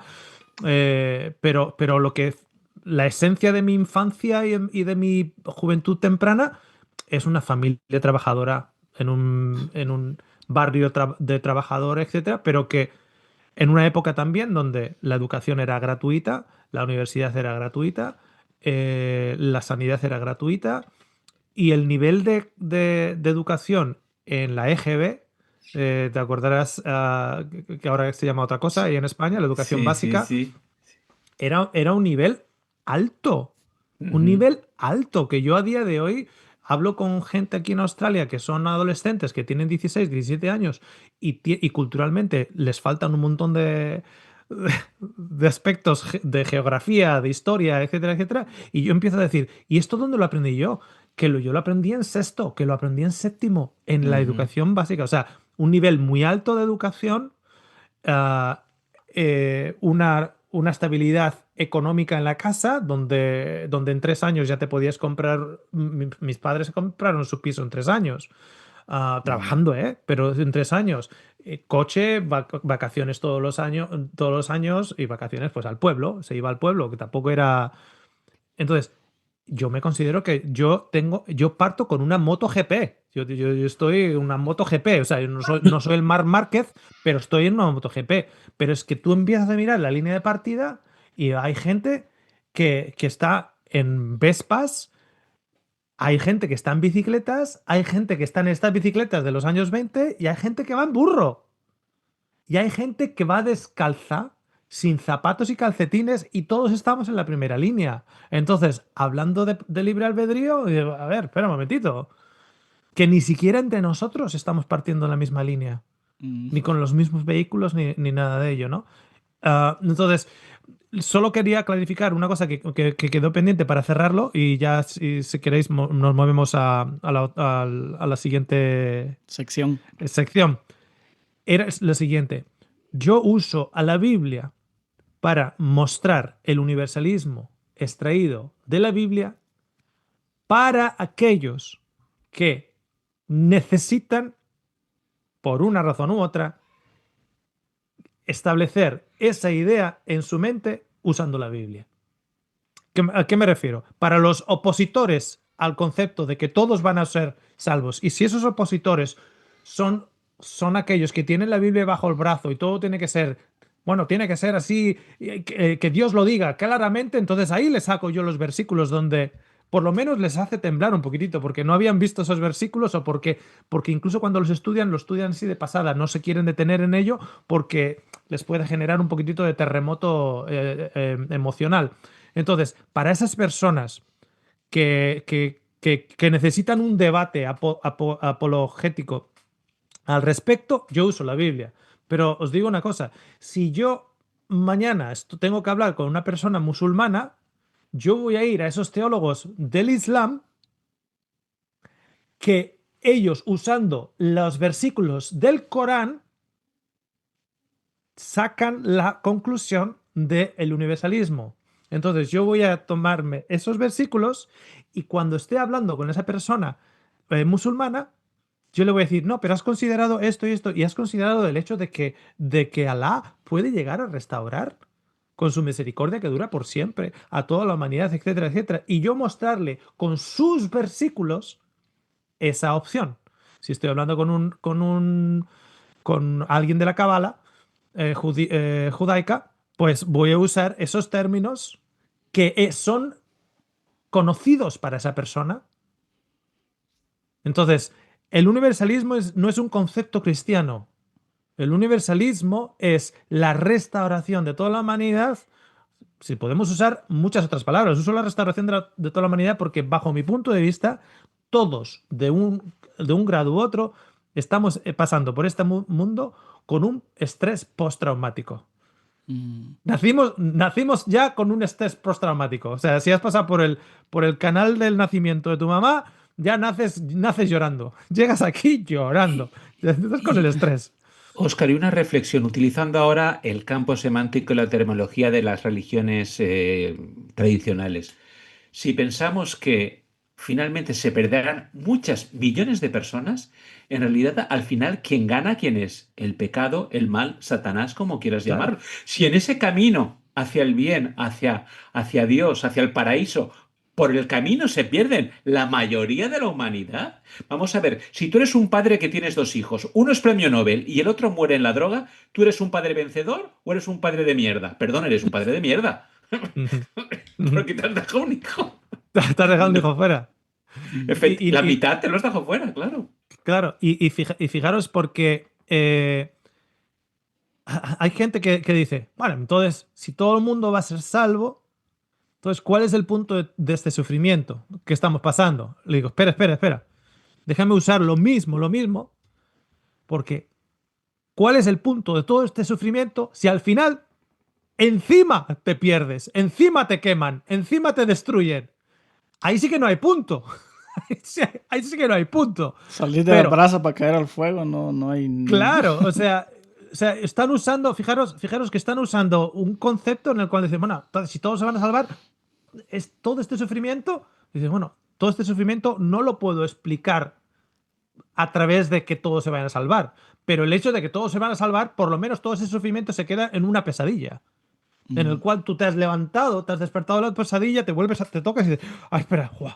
Tuve una pesadilla en el cual me estaba desangrando, en el cual me estaba muriendo de cáncer, en el cual mi esposa fue violada delante de mis ojos, etc. Pero miras y dices, ostras, mi esposa está aquí. Ahí va, te toca la barriga y resulta que no tienes el cáncer de páncreas. Te tocas la cara y dices, tuve una pesadilla en la cual perdía la cabeza y tenía una enfermedad llamada Alzheimer y no te reconocía, cariño, no reconocía a los hijos, etc. Tuve una pesadilla. Es como que cuando te despiertas, todo este sufrimiento se convierte en una pesadilla. Pero el problema es que cuando no te despiertas, entonces ahí sí que te puedes hacer la pregunta, ¿y todo este sufrimiento para qué? Si encima te vas a perder. Y no solo eso, sino que si todo el mundo se va a perder, el que haya inventado este juego es un macabro. Como es en España, es un gili. Es un Pero gili. un macabrón, para decirlo bien. O sea, es que es tremendo. O sea, entonces, ¿cuál es el punto? O sea, yo puedo llegar a entender el punto de que cuando todos estemos... A ver, si a mí una persona me quita a mi hija y me mata a mi hija. Y en la restauración yo tengo a mi hija. A mí me va a resultar muchísimo más fácil también perdonar a esa persona. Porque ¿cuál es la acusación que yo tengo para contra esa persona? Me quitó a mi hija. Sí, pero mi hija está ahora aquí, de vuelta, conmigo. Está restaurada conmigo. Bueno, ok. ¿Me entiendes? Entonces, eh, yo lo suelo explicar mucho solo como explicación, como método pedagógico. Si, si tú te levantas una mañana, eh, Alfred, y te dice tu esposa, me has puesto los cuernos. Y tú, no, me has puesto los cuernos con la de la frutería. Y yo, no, te odio, quiero el divorcio. Y yo, ¿cómo? Y la habitación está todavía medio en tinieblas, como, y tú la estás escuchando hablar, ¿no? Quiero el divorcio. Y yo, ¿pero de qué me estás hablando? Y te levantas ya enojado, levantas las cortinas, levantas las persianas, etcétera, entra la luz y se queda tu esposa así, mirándote y dice, ¡ay, madre! El sueño era tan real, me estabas poniendo los cuernos con la tal, ¿eh? O sea, tan real que hasta se despierta y como todavía la habitación está en medio en tinieblas, te está pidiendo el divorcio, tan real, hasta que se da cuenta de que era un sueño. En el momento que se da cuenta que sea un sueño, que era un sueño, ¿tú crees que es normal que luego vayáis a tomar desayuno y no te habla? Y tú le dices a tu esposa, oye, ¿por qué no me estás hablando? Ya sabes. Amor, amor, que era un sueño. Entonces, lo más normal que ocurre es que en el desayuno os estéis riendo. Claro. No, no, es lo más normal. Entonces, si la gente dice, bueno, todo el sufrimiento y todo este sufrimiento y todo este sufrimiento, si acaba siendo, nuevamente, es pedagógico, es ilustrativo, como un sueño, muy real, como un sueño, y resulta que todo lo que has perdido es restaurado de vuelta. Tu ser querido, tu papá, tu madre, etcétera, etcétera. Yo estoy en paz entendiendo que la restauración con la relación con mi padre, por ejemplo, en este contexto, en este mundo, muy posiblemente no sea posible. Y no sea posible porque él tiene sus estrés postraumático, tiene su Vespa, tiene sus cosas y yo tenga las mías. Yo he intentado desde mi contexto, pero yo entiendo que es muy difícil para él. Pues yo estoy deseoso de de que llegue el momento en el cual en el otro lado nos despertemos de la pesadilla y nos podamos dar un abrazo y reírnos y tomar desayuno juntos y decir, ¿te acuerdas el sueño que hemos tenido de que no nos hablábamos, de que no nos tratábamos, de que perdimos un montón de años sin estar juntos, etcétera? Yo estoy mirando, yo lo miro de esa manera. Queridos amigos, llevamos casi hora y media de programa. Ya sé cómo ha pasado en una exhalación, ¿vale? Como dicen en los ingleses, como es time is running out. Time is running out. Sí. ¿Cómo era otra? We are run out. No, we run out of time. Se dice, es que estoy estudiando Duolingo, perdonadme, ¿vale? Tenía que decirlo. Running out of time. Ok. Bueno, vamos a acabar aquí y pasamos a la siguiente sección.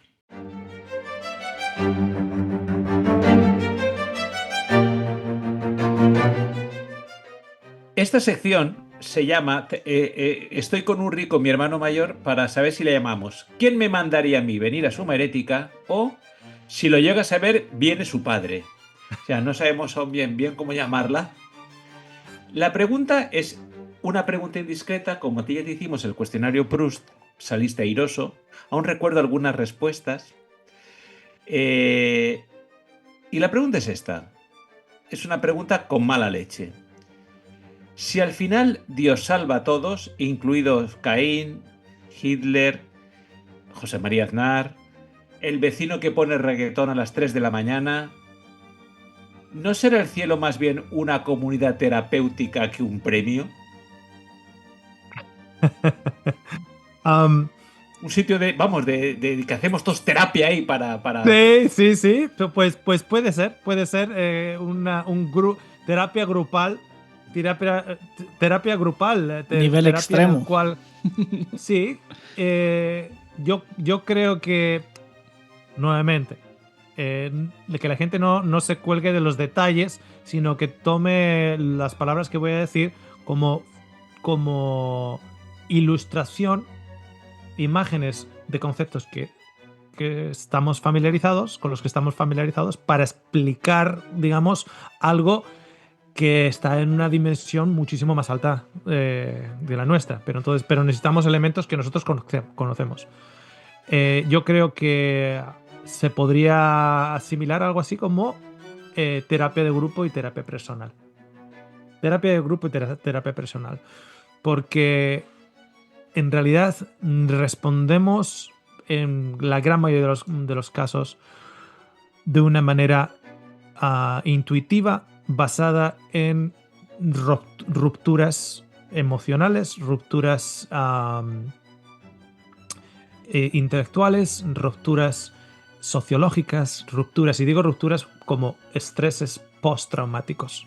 O sea, tener en cuenta que nosotros salimos del vientre de nuestra madre y nuestra madre está gritando, nuestro padre está nervioso, nos azotan en el trasero para que lloremos, etcétera. O sea, ya desde el principio ya entramos con un estrés postraumático. Y luego, claro, llegamos a un hogar en el cual nuestros padres son primerizos, cometen muchos errores. Todos los que somos padres miramos para atrás. Mis hijos, salvo la pequeña que va a cumplir ahora 14 años, los otros van a ser 26, 24 y 22 en un par de meses más. Y tú miras para atrás y has cometido un montón de errores. Un montón de errores. O lo que tú a día de hoy consideras errores. En el momento que lo hiciste, pues pensabas que estabas haciendo lo correcto. Entonces, esos errores también generan estreses en tus hijos, estrés postraumáticos en tus hijos. Entonces, se perpetúa, digamos, una línea. Y eso es, en el mejor de los casos, en una familia, entre comillas, normal. ¿Okay? Donde no hay abuso, donde no hay, me refiero por abuso ni abuso sexual en la casa, ni violencia doméstica, ni nada. Entre comillas, normal. Imagínate si encima todas las otras cosas se añaden. Se añade la drogadicción, se añade el crimen, se añade abuso de familiares dentro de la casa, etcétera, etcétera, violaciones, crímenes, enfermedades, muertes y de todo. O sea, entonces, para el tiempo donde vayamos, vamos, y como digo, si donde vamos todos es a donde va nuestro cuerpo físico, vamos todos al mismo lugar.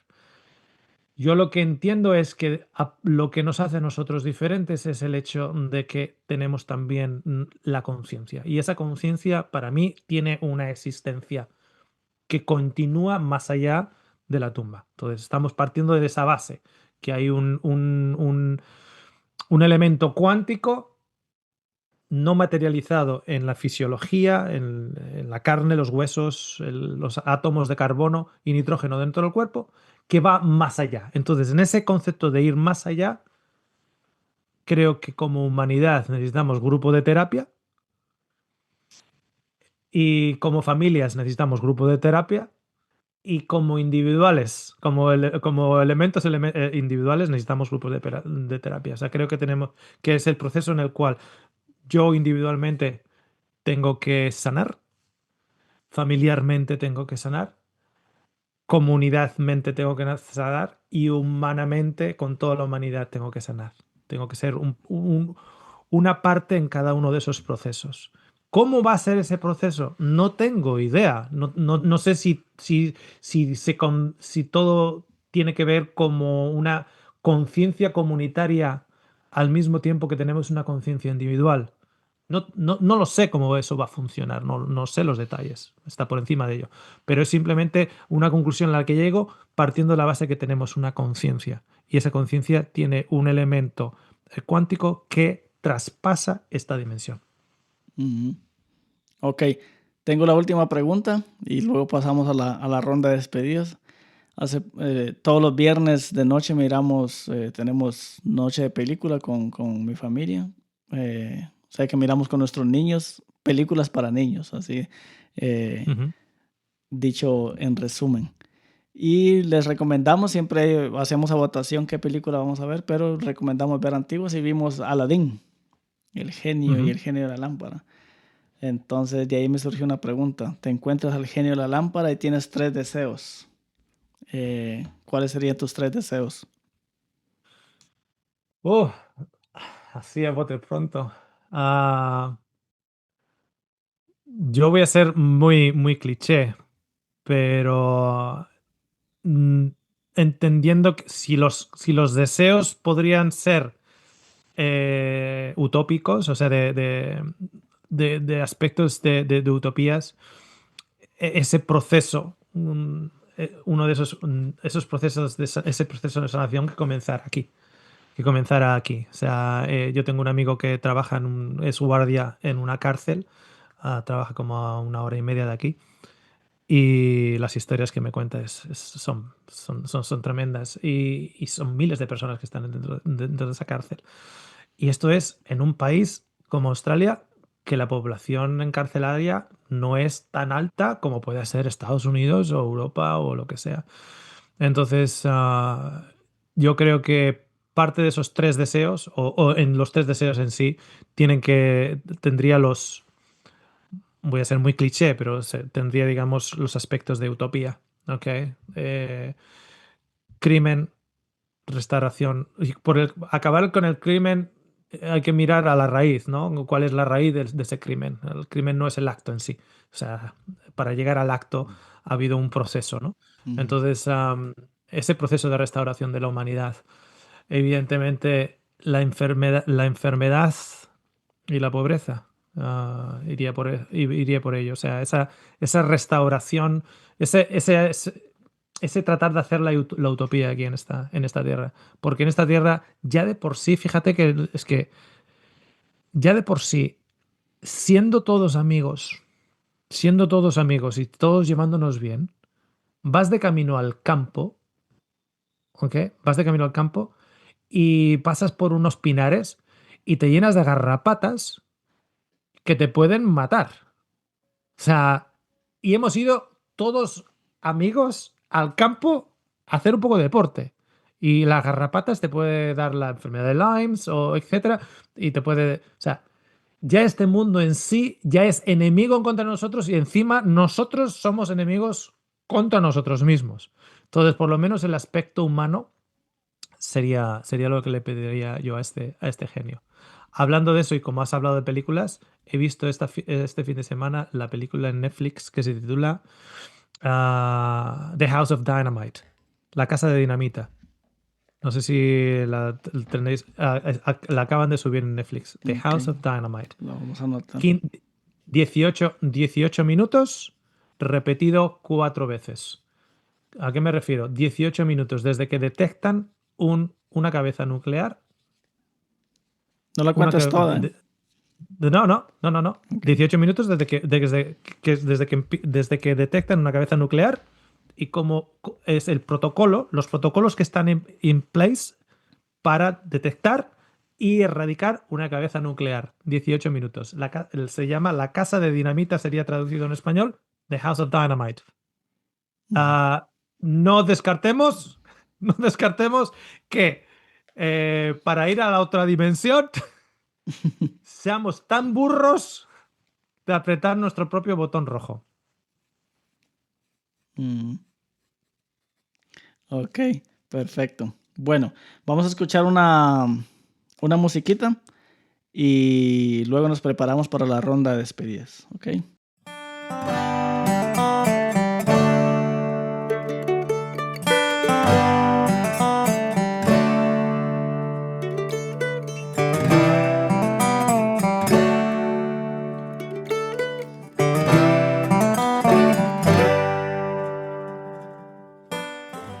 Listo, estamos de vuelta y ya preparados para despedirnos. La hemos pasado muy bien. Y como siempre, dejamos que nuestro invitado se despida primero. Así que, Oscar, espero que la hayas pasado bien nuevamente en este segundo episodio que grabas con nosotros, y cuéntanos cómo te sentiste y también despídete del público. Fantástico, siempre un placer estar con vosotros. Me lo he pasado muy bien. Seguro que hemos hablado de cosas que hay gente que está bien interesada en escuchar y muchas cosas que se nos habrán quedado en el tintero. Así que para la próxima vez tendrá que ser. Para la próxima vez. Tu plaqueta del nombramiento que te hicimos hoy te la mandamos. No sé cuánto tarda en llegar para Australia, pero esperamos que un día la tengas. Burro. Hermano. Escucha, yo os voy a decir una cosa. Nunca he estado tan sin suelo bajo los pies, sin ninguna seguridad, pero nunca he sido tan feliz. Cuando te das cuenta que tu progresión como persona es investigar, es no conformarte con nada, es no perder ese deseo de disfrutar de todo, de aprender cada día más, aunque no tengas seguridades, y confiar en el amor de Dios sin moldes, sin patrones, sin cortapisas, uno descubre un horizonte alucinante. Y en parte el culpable es el cabronazo este que tenemos aquí abajo desde Australia. Entonces, yo te estaré eternamente agradecido, Óscar, te lo digo de todo corazón. Y en esa dimensión en la que tú hablabas, en ese futuro que bien no sabemos cómo va a ser, creo que lo vamos a pasar muy bien y vamos a disfrutar muchísimo. Sí. Y como siempre digo yo, traten de vivir acá un pedazo de cielo, como dijo Jesús, esa vida en abundancia que Él ofreció, traten de vivirla acá también. Ok, entonces para todos los que se quedaron hasta acá al final y los que no también, un fuerte abrazo, les mandamos un fuerte abrazo, querida comunidad, y nos vemos y nos escuchamos en un próximo episodio de Suma Herética. Hasta la próxima.